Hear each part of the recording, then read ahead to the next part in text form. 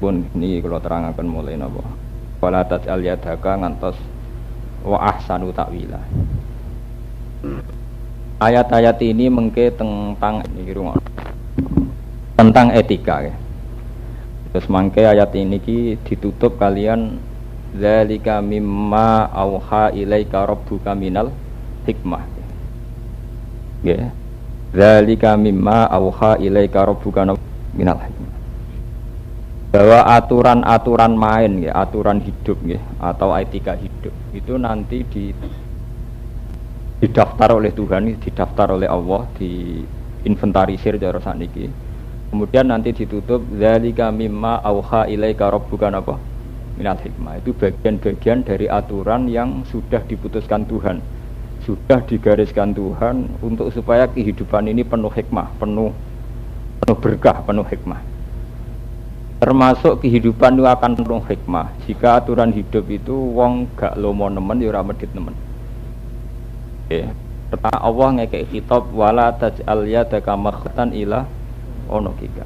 Bahwa manusia itu tidak boleh terlalu pelit. Tapi juga sebaliknya tidak boleh terlalu boros. Tak terlalu pelit maluman, mesti dihujat sana sini, dicemooh, dihujat. Lalu lo mau bangkrut, jadi maksuran mesti napa? Bangkrut. Nah ini sing perlu kula aturaken apa arti infak itu. Infak itu benten mbek sedekah. Infak itu satu perlakuan di mana seseorang itu yang penting tidak nyimpan aset berlebihan. Misalnya kalau ada uang 1 juta atau 1 miliar atau berapa saja. Misalnya kalau ada 1 juta atau 1 miliar atau berapa saja. Itu meskipun saya tidak belanjakan sama sekali dan itu hak saya karena milik saya, itu salah. Wes ora sedekah gak blonjo iku salah. Ijek mendingan ra sedekah tapi seneng blonjo. Iku ngono tenan iki. Ini dalam dasar-dasar ekonomi Islam. Wong medhit lah jale wong-wong negeri utawa wong-wong santri medhit lah. Asal boros sering blonjo iku luwih apik timbang wis medhit gak tau blonjo. Kok sak elek-eleke wong blonjo iku toko wis ngitung mesti mek selisih bathi. Tidak kayak sering blonjo mesti ngresikeni sing gadah apa? Toko. Nggih, sak elek-eleke wong blonjo mesti pihak toko penjual pun ngambil selisih napa?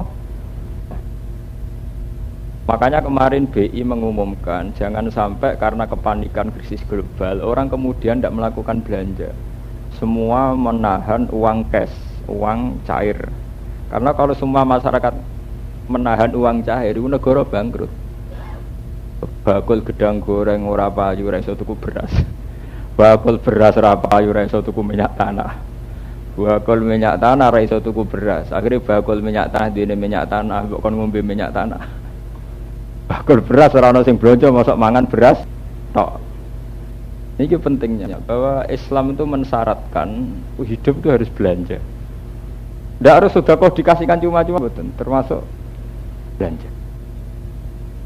Makanya pernah seminar mengatakan, kenapa ketika Rasulullah ditanya, ya Rasulullah, amal terbaik itu, jawabnya Nabi betul sedekah. Kullu bai'in mabrurin, setiap transaksi jual beli yang baik. Gitu, wonten riwayat Nabi itu betul jawab sedekah, tapi apa? Kullu bai'in mabrurin. Semua transaksi jual beli yang baik itu adalah afdhalul amal. Karena setiap transaksi jual beli itu dengan sendirinya pasti ada sedekah karena pihak penjual sudah menentukan selisih laba. Misalnya sampean wong sugih mblegedu. Mestine anake sampean sekolah TK jajan sing kelas didol teng TK teng SD anake sampean ra doyan biasa jajan. Anak kula nu tiap dina tak sangoni 2000 tak kon ngentekno. Ora seneng jajan kula wong anak kula nu kulino jajan teng Jogja. Tapi tak akan ngentekno. Karena bisa dihitung ya, bisa dihitung secara syar'i. Ibu rondo niku kan jaluk itu malu. Orang kamu beri uang 200 rupiah itu kayak melecehkan. Tapi kalau kamu belanja 1000 dan dia ngambil selisih laba 200 rupiah itu relatif terhormat. Dia harga dirinya tidak terusik karena mendapatkan dari jual beli. Kamu sebagai orang kaya, sebagai orang cukup, uang 1.000 hilang tuh memang tidak masalah. Paham ya? Ojo gawe iso kowe nasihati anak terus, "Cung kowe ra doyan ra usah jajan ora mbok pangan." Iku medhit banget nak niku. Oh, keliru niku. Tetap sampean nak ora sugih nemen, pokoknya asalane sampean sekolah TK kon jajan 1.000 kon ngentekno. Kamu kehilangan 1.000 ora masalah. Sementara bagi penjual-penjual di SD di TK itu sangat berarti. Artinya sangat berarti laba 300, tapi tanpa terusik harga dirinya sebagai orang sing disedekahi. Paham ya? Makanya Nabi mengatakan ibadah terbaik adalah setiap transaksi. Baik itu transaksi. Kullu bai'in apa? Mabrur. Karena lewat transaksi ini pasti terjadi sedekah dan orang tidak ada yang terluka atau tergores harga dirinya karena mendapatkannya lewat jual beli, gak lewat ngamen, gak lewat ngemis, gak lewat disantuni. Itu sirine Nabi. Karena dengan belanja saja itu sudah nolong negara. Nah, itu ternyata sama dengan ilmu BI, ilmu Indonesia, ilmu bank sedunia. Ekonomi ini berjalan bukan karena orang sedekah, tapi karena orang transaksi. Coba misalnya sampean kulaan kain saja di Surabaya, itu sing berkahi sampean pirang-pirang. Mulai umbal bis ke Bojonegoro, ke Surabaya, itu karena itu iso mangan supire iso mangan. Paham ya? Engkok kowe lesune Surabaya marung mangan, engkok sing jaga warung ya untuk barokah marunge ya. Kulaan kain, bakule kain yo ngambil selisih. Engkok tukang parkire yo selisih bisa. Satpam ya untuk selisih bisa. Berapa ratus orang yang kamu mendapat berkah dari transaksi ini? Paham ya? Nah, kadang santri-santri ku malah ra paham, nyongkone sedekah sing apik dikek ilawaran. Dadi matekno kulo BN mabruren wong kok amen dagang ae, wong amen mergawe wae. Sedekah apa lu? Mulane karek saiki aja karek niati, saiki nak dagang ku diniati dengan sendirinya wis sedekah. Asal itu tadi kulo BN mabrur. Kenapa disifati mabrur? Tentu perdagangan yang nipu juga kebalikan, kan bawa bencana tuh. Misalnya kulaane 1 juta nyongkone barangnya senilai 1.200.000, jebule karena barang itu palsu, nilainya barangmu mau 500-an, berarti nggawa laknat toh, nggawa. Gitu kayak nak barang bener 1 juta dengan asumsi sudah dijual 1.200.000. Lah nak baiknya tidak mabrur kan diasumsikan 1 juta, barangnya mau 500, berarti ngelahirno wong liya bangkrut toh. Niki Islam ya. Islam itu begitu indah, begitu rasional dalam menata al-hikmah. Ya, dengan aturan-aturan ini akan terjadi al-hikmah. Mulane kula nate ngomong teng kanca-kanca kula sing suka-suka teng Jogja, kula sering cerita. Kowe iku nak medhit ra usah sedekah. Pokoke anak turun nem kabeh sing boros, nak uripku sing boros sithik. Wong melarat belanja entek 1 juta boros, lan dhewe 1 miliar entek 1 juta iki cek medhit. Darani boros sak mergo blonjo sak dhuwure kapasitase. Kira-kira kowe marung dhuwit 1 juta, go tempe kuwi ya medhit. Tapi nak duit marung saam 3.000 kok mek iwak pitik jenenge Isra. Ini kok karek lha wong sangune 1 juta kok marung mek tempe. Padha walian wong sangune mok 5.000 kok mek iwak pitik. Isra kan karek tingkat kocak ya, tingkat napa? Ini penting kula aturaken nggih. Karena dagangan kula bolak-balik matur teng Jogja teng pundi-pundi ya. Ndak ada hidup seberkah dagangan. Kulo nu bolak-balik nganti sakniki iki, kulo sebagai ulama sering matehai para pedagang. Kulo nu ora yang umpama urip tanpa perdagangan. Bahkan Islam itu tidak bisa jalan tanpa perdagangan. Karena sistem dagangan itu satu-satunya sistem yang paling tidak menyinggung. Jadi sesuatu sangat positif tapi tidak menyinggung.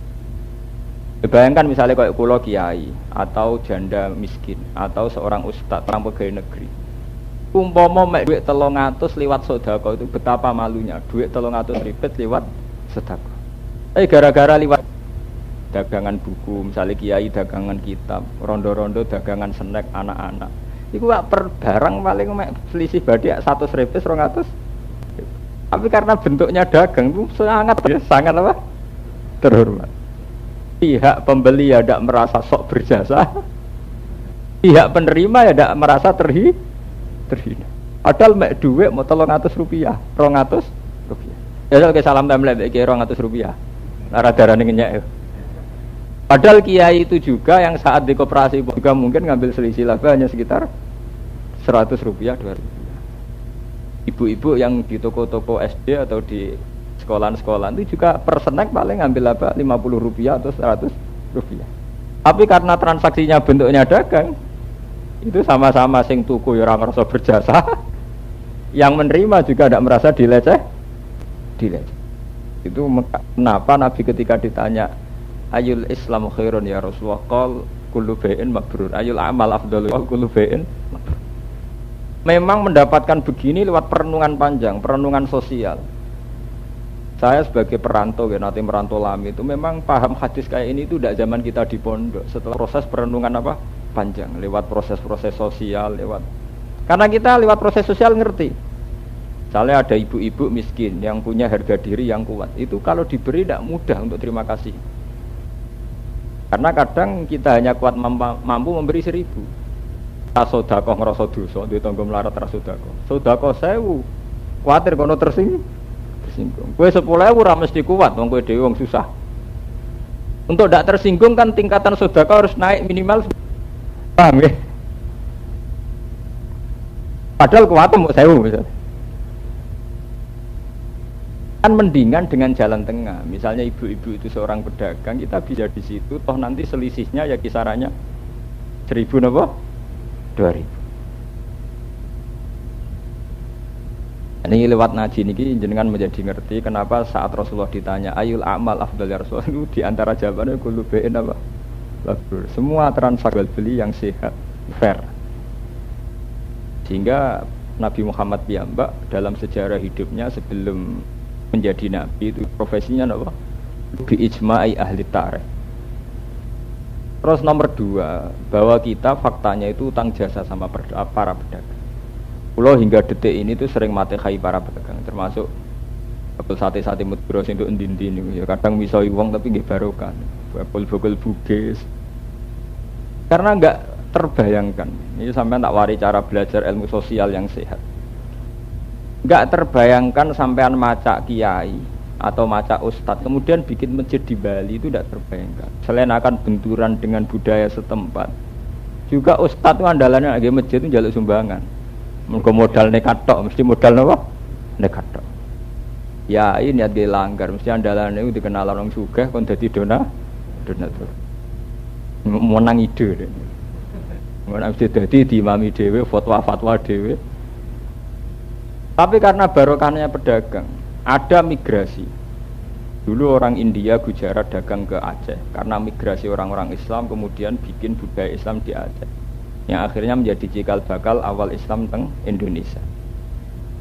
Bali itu ada masjid itu barokah wong Madura bakul sate ning gone Bali. Dono wekat ben pergawe ning Bali. Dasar Madura pinggire pura kepen nggih masjid nggih masjid. Pertama wong siji ra butuh masjid, barang pedagange 10. Lah 10 wong nak santri niku 2 tahun wis pirang-pirang. Mergo nak ndek anak kacake mung setahun. Jadi nak pedagang niku santri 10 pasangan. Niku tiap tahun mentambah tiang 100. Produktif sekali niku. Lah niku sing anake, ngurung nak wis sukses ponakane diangkut, kancane diangkut, misanane diangkut. Ngerti-ngerti ya dadi komunitas Islam teng Bali. Teng pundi-pundi angger daerah non Islam niku pertama yang bawa Islam mesti pedagang. Karena pedagang enggak mungkin dicurigai misionaris. Kowe nak ujug-ujug keturunan rono, wah ini bawa misi. Ini kowe enak, makanya kalau cerita, kita tidak mungkin dengan keulamaan kita nyebarkan Islam malah tidak mungkin. Paham ya? Andai kan dulu para pembawa Islam ke Aceh itu langsung sebagai ulama, mungkin sudah dibantai agama setempat di sana. Paham ya? Sudah dibantai oleh agama setempat.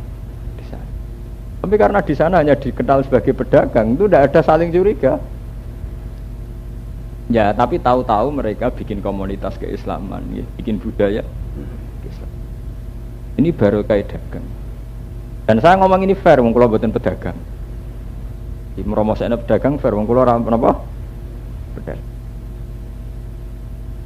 Terus Quran bikin etika. Perdagangan yang baik adalah tidak terlalu imsak semua uang cash ditahan, juga tidak terlalu boros, semua uang cash digelontorkan. Dan sekarang kayak Bank Indonesia, kayak semua sistem moneter internasional sama. Cirinya itu sebuah negara harus punya devisa, uang yang disimpan.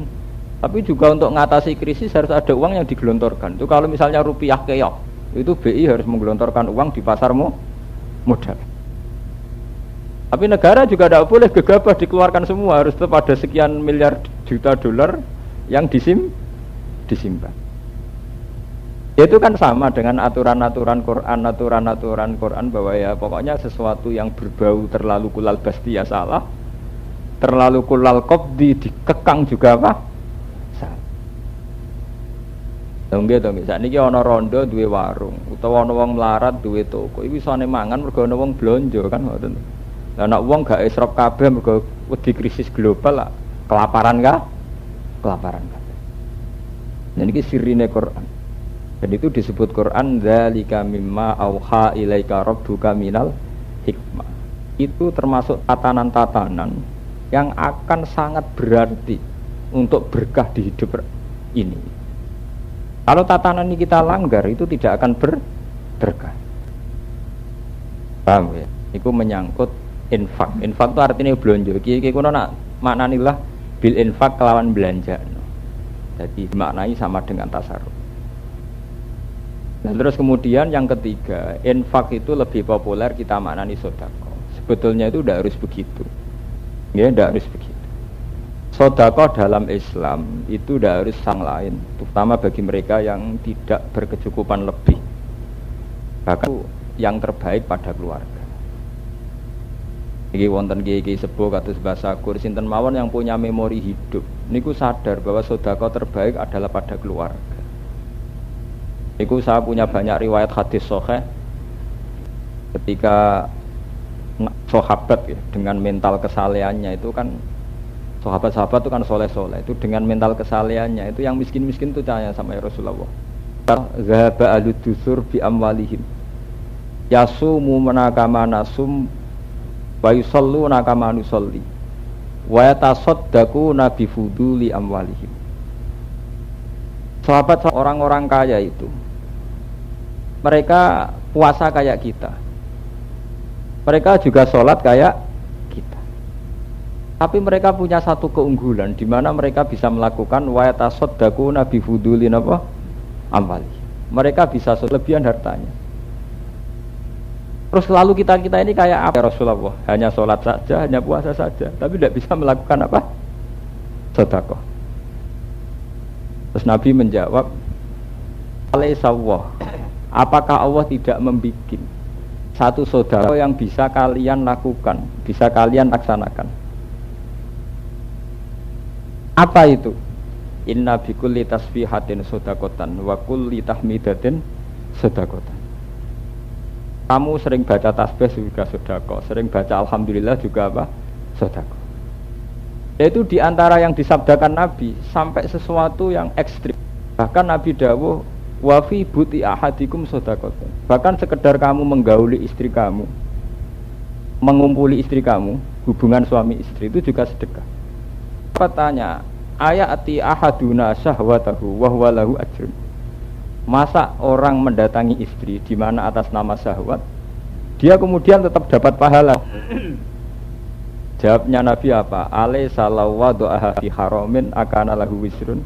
Tapi kebalikannya kan juga sama. Saat salah letak, misalnya pada WTS atau apa, kan kemudian mesti menjadi dosa. Fakadzalika lahu ajrun. Begitu juga saat letaknya benar atau sesuai syariat, maka dia dapat pahala. Ini menjadi pondasi dasar dalam aturan sedekah, aturan infak dalam Islam. Bahwa dengan kita mencukupi anak istri, kita mencukupi keluarga yang harus kita tanggung, itu dengan sendirinya sudah ada kestabilan dalam keluarga itu. Kestabilan pada tingkat keluarga akan mempengaruhi kestabilan pada skala yang di atasnya sampai pada nasional. Tapi juga kebalikannya, saat kemiskinan dalam keluarga ini, setiap keluarga menyumbang 2 orang miskin, banyak orang-orang ngamen di jalan, banyak orang serabut dari keluarga, jadi kriminal di jalan, Jalan, karena setiap keluarga menyumbang satu preman.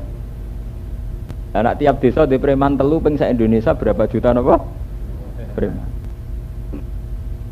Sebab itu Islam cara menyelesaikan masalah adalah sampai Nabi pernah dawuh sedekah itu tidak harus sama orang lain. Hatta matat ala fi fimroatika, sehingga kamu kerja dan kemudian itu dimakan oleh mulut istri kamu. Hatta matat ala fimroatika, sehingga sesuatu yang kamu berikan untuk mulut istri kamu itu jadi juga dihitung sedekah.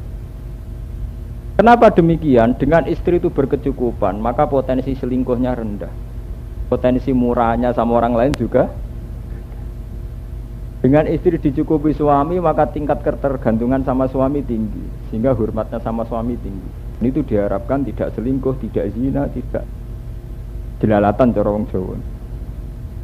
Nah, dari ngaji ini jenengan tahu bahwa yang diajarkan Nabi sebetulnya itu mudah, karena kita mengeluarkan uang tondak yang lain, terutama pada keluarga. Dan itu yang dimaksud ayat yas'alunaka madza yunfiqun qul ma anfaqtum min khairin falil. Apa susahnya kita mengeluarkan uang untuk orang tua kita, enggak orang lain. Baru wal aqrabi, baru kepada pihak lain, wal yatama al masakin dan pun ya, terus kalau terusaken. Inna rabbaka yabsutur rizqa liman yasha'u wa yaqdir. Innahu kana bi ibadihi khabiran basira. Wala taqtulu auladakum khasyata imlaq. Kemudian temriki masalah yang terkait wau nggih termasuk takut kemiskinan. Kamu jangan membunuh anak hanya berdasar takut miskin. Era jahiliyah bunuh anak itu bunuh anak yang tidak potensi. Dalam konteks jahiliyah dulu, yang tiang Arab niku mata ini anak wedok dianggap gak prospek. Dianggap apa? Sekarang itu tidak membunuh fisik, mungkin secara fisik tidak dibunuh. Tapi sekarang ada pembunuhan karakter, ya, dibunuh secara karakter. Orang itu tidak berani punya anak banyak karena takut miskin. Atau menunda kelahiran juga karena takut miskin. Sebab itu Quran mengajarkan satu akidah tadi, ya, ada dasar akidah. Inna rabbaka yabsutur rizqa liman yasha' napa wa yaqdir. Bahwa urusan rezeki itu wis ana takdire, wis ana garis. Bahwa hanya Islam itu ada aturan-aturan syariat kayak tadi, wong ora oleh boros, mari bangkrut. Ya ora oleh terlalu medhit, mari dihujat sana sini. Fatak udamalu mamahsir. Itu aturan syariat. Tapi sebetulnya dari akidah urusan rezeki atau jodoh itu sudah digariskan Tuhan. Kemudian kalau sudah begitu, ngapain kita takut kehadiran anak? Toh anak ya rezekine ya mbak. Adakum khosyatan apa? Dulu ulama-ulama itu membicarakan bagaimana sekarang hukumnya azl. Orang yang bersuami istri bersetubuh kemudian tidak diinzalkan hanya karena takut punya. Itu semenjak dulu ulama jadi masalah. Ada yang mengatakan tidak apa-apa. Karena untuk dikatakan membunuh itu harus sudah berbentuk anak. Padahal dikatakan membunuh itu mesti lahu ruhun. Jadi kalau ulama-ulama yang cara berpikir matematika itu gini, membunuh itu kan artinya menghilangkan nyawa. Menghilangkan nyawa ya artinya ya yang sudah punya nyawa. Sehingga kalau masih bentuknya misalnya sperma atau apa yang dianggap belum punya roh, ya tidak dianggap apa? Sehingga kelompok ini mengatakan ya tidak sampai haram. Nggih, mergo dereng napa? Gadah roh. Ada kelompok yang ekstrim mengatakan itu haram karena kalau itu menjadi sebentuk tidak tawakal. Tidak anak mergo diramangan. Kalau faktornya begitu ya berarti itu ekspresi atau perwujudan dari tidak tawakal. Tapi yang jelas kalau formalnya hukum fikih menyangkut azl itu tidak sampai haram. Tapi ya itu tadi jangan sampai faktornya kita ini karena takut. Kalaupun iya faktornya murni syariat bahwa secara rasional memang kalau punya anak jangkane setahun itu repot. Bayi ini cek abang dia adik meneh, akhirnya sentak-sentakan mbek bojone, sentak. Wah anak loro rewel kabeh. Wong kacake setahun ya mesti rewel kabeh, wong ijek cilik kabeh, uteke lho. Sing salah ya mboke. Wah anak loro kok rewel kabeh. Wong kacake setahunan mesti rewel lho. sitok setahun ya mesti ijek rewel, 2 tahun ya ijek umur rewel. Lah kakak mbarep ijek 3 tahun ya mesti 3 rewel kabeh. Artinya iso dirasional, tingkat kerewelan ini kan karena iya kedekatan itu tadi. Makanya kalau dalam teori bidan-bidan kan jarak ideal pinten 4 tahun nih kalau bidan di Indonesia. 4 apa 5 itu? Pinten? 5 ya, 4 sampai 5 itu kalau batas apa? Ilmu kebidanan di Indonesia itu kalau standar berdekatan itu ya sekitar apa? 5. Sebab itu Quran mengatakan jangan bunuh anak itu karena takut miskin. Ngendikane Allah, nahnu narzuquhum wa iyyakum. Saya yang menanggung rezeki itu. Ya tapi itu tadi ya, membunuh itu ada 2, membunuh fisik kayak era jahiliyah. Sekarang itu enggak membunuh fisik tapi membunuh karakter. Jadi anak sedemikian rupa diarahkan pada produksi. Ngeleng-eleng jenengan dawuh Nabi, kullu mauludin yuladu 'alal fitrah, fa abawahu yuhawidanihi aw yunassiranihi aw yumajjisanihi. Anak itu masih putih, kemudian terserah orang tuanya mau membentuk apa. Kita karena dilahirkan seorang santri mulai kecil kon maca Quran, dilatih membaca Quran, sholat dan sebagainya. Ya jalan pengamen. Cek ning gendong dilatih ngemis.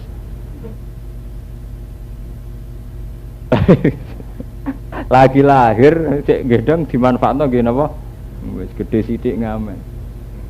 Saya orang nganti akil balik wis dadi preman. Itu kebalikan orang-orang soleh mulai kecil dididik baik. Nah, kalau sampean runut, ini balik malik. Kalau sampean runut, semua penyimpangan ilmu sosial kayak orang ngamen, ujung-ujungnya wedi melarat. Kok nganti ngamen piye? Aku ora gak mangan. Kok nganti mbok kon ngamen piye? Mergo wedi ora mangan. Menika asal usul dari semua penyimpangan adalah wong wedi ora mangan. Itu bener rumusna Quran khosyatan apa? Imlak. Takut kemiskinan. Nggih, takut apa? Kemiskinan. Sebab itu kalau sampean runut semua kesalahan ulama sampai tokoh sampai masyarakat apa saja mesti dimulai dari khosyata imlak, takut tidak makan.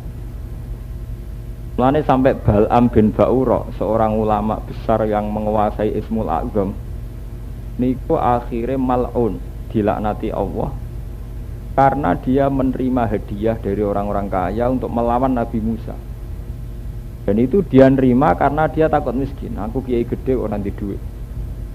Jadi ini wedi sing disebut Quran walakinnahu akhlada ilal ardi wattaba'an apa hawa. Dia merasa nyaman di bumi. Ternyata nyaman akhlada ilal ardi itu dia merasa nyaman di bumi. Dan rumus nyaman di bumi tentu dengan bayangkan uang melimpah atau aset melimpah. Akhirnya dia menerima hadiah itu. Padahal untuk kompensasinya dia harus berhadapan kalian sinten Nabi Musa.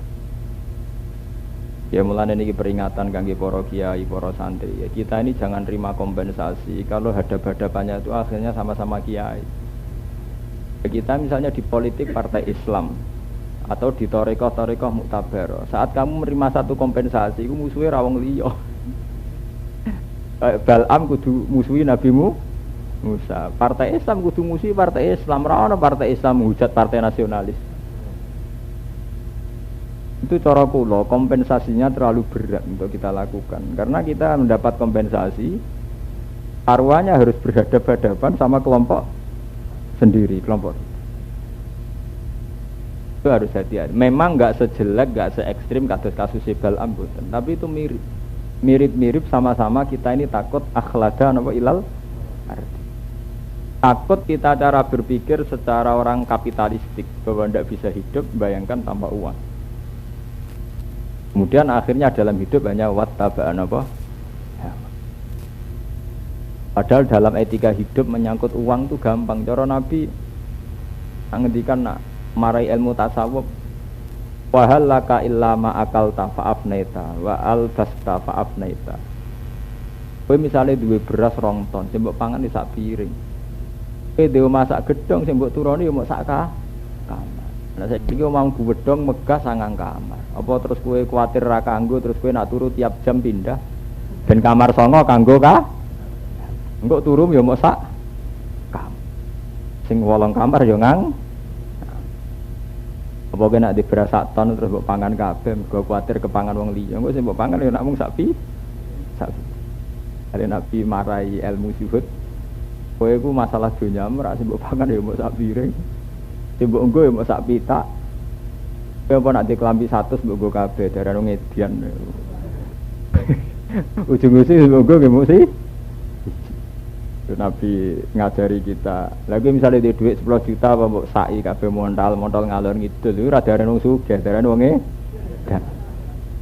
Misalnya kiai di 110 juta digo ngalor ngidul jenengan kiai napa kulaan sapi ya mesti ngono mergo godho. Biasane sing nggo duit kas bakal napa? Sapi. Niki pas kula ya kecuali pas politik pancen wae dagangan sapi lha niku pancen digo tuku konstituen. Bukan dagangan sapi, tapi politik dagang napa? Sapi. Kira kiai nggo duit kas nggo ngalor ngidul mergo digo dagangan napa? Politik.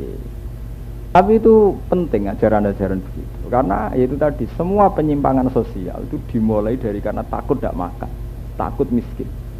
Karena itu tadi semua penyimpangan sosial itu dimulai dari karena takut tidak makan, takut miskin. Mulane niki ben sambung nggih, jenengan ngaji Quran kalian kula ben sambung, kemudian dibarekno karo ayat wala taqrabusina. Niki indah Quran. Mulane wonten ulama tafsir sing khusus ngarang spesial tanasubul ayat bahwa antar ayat disusun Allah meskipun secara lahir tidak terkait itu pasti terkait. Nggih, secara lahir tidak terkait tetap pasti. Allah bar cerita wedi kemiskinan, wedi ora mangan, ujug-ujug menculot, sawangane menculot. Wala takrobus, kowe aja zina. Kowe asal usule wong selingkuh ya wedi ora mangan. Ana rondo gelem selingkuh ya wedi ora mangan. Ana wong dadi WTS ya wedi ora mangan.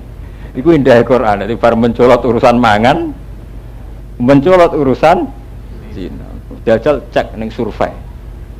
Wawancara WTS kabeh sak donya. Kowe kok nganti ngono ku piye to, Nduk?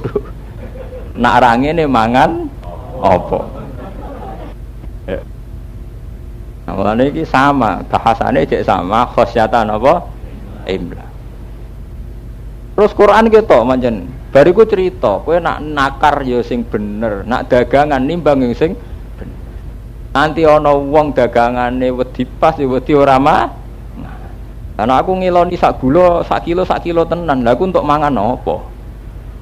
Aku nak gawe kilonan beras sak kilo tenan, aku mangan apa? Jadi nganti wani curang, iku ya wedi ora mangan. Dadi kabeh kesalahan itu dimulai saka wedi ora mangan.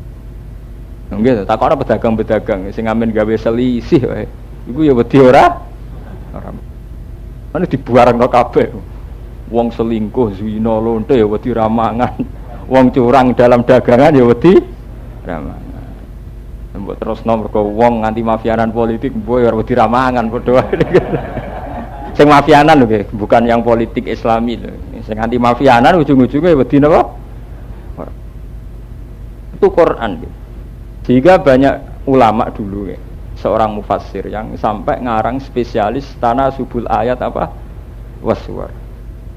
Beliau bisa gandeng-gandeng ayat yang secara lahir hoiro mutanasibah, sawangane tidak serasi karena menculon. Ya kayak barbakas zino, barbakas mendem anak, bulat terus bakas nopo zino. Tapi setelah dirunut ternyata sama. Asal usul kesalahan adalah dari khosyatan nopo imla. Sama-sama takut apa? Miskin. Takut gak makan. Nah, sebab itu sekarang urut sekarang. Begitu juga menyangkut pembunuhan. Pembunuhan juga begitu. Lah nak pembunuhan Gus apa hubungane mbek wedi melarat? Ujung-ujunge ngoten. Wong tukaran mbek dulur, rebutan warisan. Nganti ndekne ngrebut ya mergo wedi ramah. Bareng panas mate. Penjahat nganti mateni garong, nganti mateni. Ya mergo wedi ramangan, direwangi garong. Ya mergo wedi gak mangan. Akhire garong terjadi pembunuhan. Dulur mbek tukaran mbek dulur paten pinaten mbok runut engko ora rebutan Tegal mbok sawah warisan. Nganti ngrebut ya mergo wedi ora mangan. Akhire dosa kabeh mulai pembunuhan, perzinaan, semua kesalahan dimulai sangka wedi ora. Mangane nyen misteri Tuhan. Wong saku mangane ngomong sak piring ngono gere kok. Oh ada sak piring munjung ngono wis glegek wis kwaon. Tapi ngono gegere oleh. Lah niku kono wong paling santai urusan urip. Lha mangan sak piring kok direwangi ngalor gitu. Lah Nabi nak ngenyek ngoten. Kowe iku mangan ya mbok sak piring gegere mok gak karuan. Kowe nganggo klambi ae mok sita. Kok gegere napa? Ora karu. Makanya alamat kiamat itu nak ilmu wis hilang, termasuk ilmu yang kayak ini. Kita sudah tidak punya logika waras. Logika kita wis gak nopo waras. Wong butuhe muk loro telu kok kepengin duwe pirang-pirang. Wah, akhirnya terjadi kekacauan sosial gara-gara ngeten. Itu bi sampean sakniki. Orang itu berani berpikir itu sesuai yang dia lihat. Sementara yang dia lihat itu hanya khayalannya sendiri, tidak yang terjadi menurut ilmu hakikat. Niku wow, misalnya tiang, wah aku nak berasku rasatan agak cukup setahun. Asing jamin ke urip nganti setahun niku sop.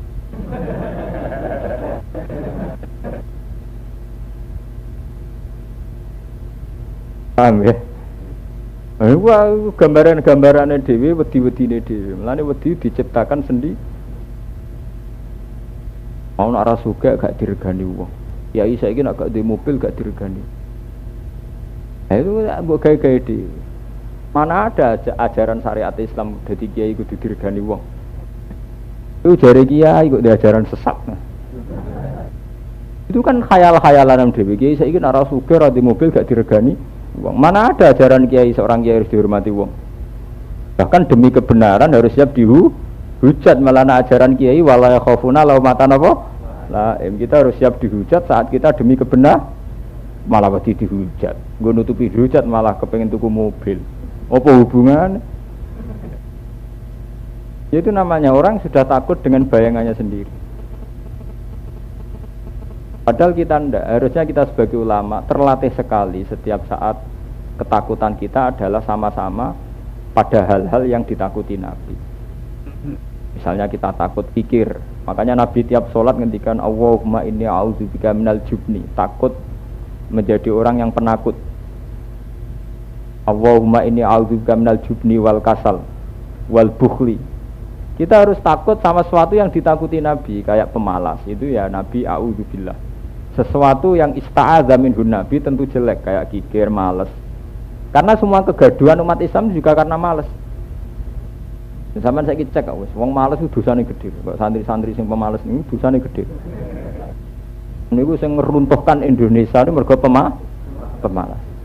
Cina itu anggap aja jumlah itu hanya 1, sekian % dari populasi penduduk Indonesia. Gara-gara kerja keras itu bisa ngumpul duit triliunan. Umat Islam jumlahnya meh 90%. Gara-gara males jadi kaum buruh. Artinya akibat kemalasan ini akumulasinya diakibat ning izzatil Islam wal muslimin. Mane malas itu termasuk a'udzubillah minal jubni wal kasal. Malas itu akibatnya berat. Kalau nak cerita tentang